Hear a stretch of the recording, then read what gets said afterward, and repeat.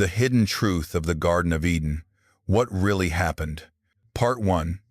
Introduction. Sowing the seeds of mystery.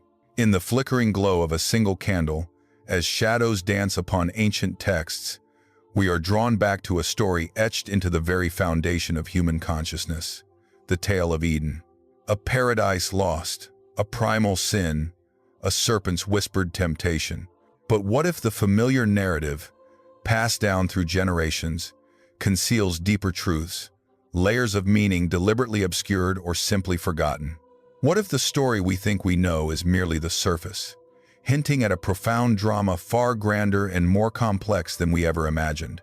Tonight, we embark on a journey not just in theology, but into the very heart of what it means to be human, to seek understanding in the face of divine mystery. Promise to peel back the veil, to examine the forgotten echoes and the hidden currents flowing beneath the tranquil surface of the Garden of Eden. Part 2. The Deep Dive, a journey of discovery. A. The historical and cultural context, echoes from ancient Mesopotamia. To truly grasp the profound implications of the Garden of Eden narrative, we must first transport ourselves to its probable birthplace, the Fertile Crescent of ancient Mesopotamia. This was a world teeming with creation myths, stories of divine interactions, and floods that reshaped civilizations. The Israelite account of Eden did not emerge in a vacuum. It resonated with, and in many ways, responded to, the prevailing cosmologies of its neighbors. Consider the Sumerian myth of Dilmun, often described as a pure, clean, and bright land where neither sickness nor death existed, ruled by the water god Enki. Or the Epic of Gilgamesh, which features a plant of immortality and a serpent that steals it away. These parallel narratives suggest a shared cultural bedrock, a collective human yearning to understand origins, the nature of good and evil, and the source of suffering. The Genesis account, therefore, can be seen not just as a unique divine revelation, but also as a theological reinterpretation of universal human questions, affirming God's singular sovereignty and humanity's distinct place within His creation, distinct from the polytheistic chaos of surrounding cultures. It presented a radically monotheistic worldview within a polytheistic milieu, emphasizing a personal, relational God rather than capricious deities. This historical context illuminates the profound originality and subversive power of the Genesis narrative. B. Decoding the scripture and evidences. Beyond the literal fruit, the biblical text of Genesis 2 and 3, though seemingly straightforward, is dense with symbolic language and layers of meaning. Let us examine some key elements. The tree of life and the tree of the knowledge of good and evil are central. Are these literal trees, or do they represent profound spiritual realities? Many scholars argue for their symbolic weight. The tree of life, for instance, represents eternal communion with God, a state of perpetual thriving. The tree of the knowledge of good and evil is often interpreted as representing moral autonomy, the ability to choose between obedience and disobedience, to define good and evil for oneself rather than receiving it from God. This choice, however, comes with consequences. The serpent, too, is a powerful figure. While tradition often equates it with Satan, the text itself in Genesis simply calls it more crafty than any of the wild animals. Its cunning lies in questioning God's benevolence and sowing doubt. Did God really say? This isn't just a temptation to eat fruit. It's a temptation to distrust God, to believe that God is withholding something good. The eyes being opened and the sudden awareness of nakedness speaks to a loss of innocence, a rupture in relationship, and the birth of shame. The narrative's careful choice of verbs and descriptions, such as God walking in the cool of the day, suggests a profound intimacy that was tragically broken.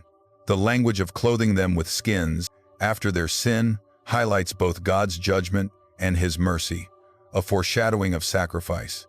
C. The hidden theological meaning, the fall of human agency and divine sovereignty. Beyond the literal events, the Garden of Eden narrative speaks to profound theological truths. It is, first and foremost, a story about relationship, the perfect relationship between God and humanity, and its tragic breakdown. The fall is not merely about eating a forbidden fruit. It's about the assertion of human will against divine command, the desire for self-determination rather than trusting dependence. It introduces the concept of original sin, not as an inherited guilt in the legal sense, but as a corrupted human nature, a predisposition towards self-centeredness and rebellion against God. This narrative also lays the groundwork for understanding divine justice and mercy. God's judgment, expulsion from the garden, the curse on the ground, the pain in childbirth, is a direct consequence of disobedience. Yet, even in judgment, there is mercy. The promise of the serpent's head being crushed, Genesis 3:15, often called the proto-evangelium, is seen by many as the first hint of redemption, a messianic prophecy pointing towards a future deliverer who would conquer evil. The story thus establishes the fundamental theological problem of humanity's brokenness and the necessity of divine intervention for restoration, setting the stage for the entire biblical drama of salvation. D. Controversies in theory, allegory, history, and the nature of myth. The Garden of Eden narrative has been a fertile ground for diverse interpretations throughout history, sparking numerous controversies. Is it to be read as a literal, historical event, a factual account of the world's beginnings and the first human beings? Or is it an allegory, a profound mythical truth conveyed through symbolic language, not necessarily tied to a specific historical time or place? Literal interpretations, often favored by creationists, emphasize the historical accuracy of Adam and Eve as the first humans and the garden as a real geographical location, often placing it in Mesopotamia. They view the fall as a singular historical event with cosmic consequences. Conversely, allegorical interpretations see the story as conveying timeless truths about human nature, moral choice, the origin of evil, and humanity's relationship with God. Without insisting on its historical facticity, they might view Adam and Eve as archetypal figures representing all humanity, and the garden as a symbol of perfect communion. Some theological perspectives embrace a mythical history approach, suggesting the narrative conveys deep historical truth through a symbolic, pre-scientific literary form, recognizing both its theological weight and its non-literal presentation. The debate over literal versus allegorical interpretation often boils down to one's understanding of biblical authority and genre. Does truth only reside in scientific historicity, or can it also be conveyed through narrative and metaphor? The ongoing discussion highlights the richness and complexity of engaging with ancient texts and the different ways faith seeks understanding. Part 3. Conclusion. Eternal resonance. We have journeyed through the verdant landscape of Eden, uncovering the historical echoes, deciphering the scriptural nuances, and plumbing the depths of its theological significance. We have seen that the story is far more than a simple fable. It is a profound exploration of human agency, divine sovereignty, and the enduring mystery of sin and redemption. It is a narrative that speaks not just to ancient peoples, but to the core of every human experience. The hidden truth of the Garden of Eden is not a single, easily quantifiable fact, but a tapestry woven from historical context, symbolic meaning, and theological revelation.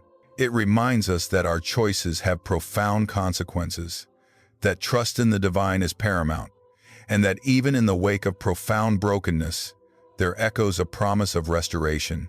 What does this ancient drama whisper to your own soul in the quiet solitude of your own reflections? Does it not compel us to ponder our own choices, our own trust, and our own longing for a paradise regained? The story of Eden, in all its complexity and controversy, remains a timeless mirror reflecting the eternal questions of humanity and the unwavering love of a God who walks even in the cool of our broken world.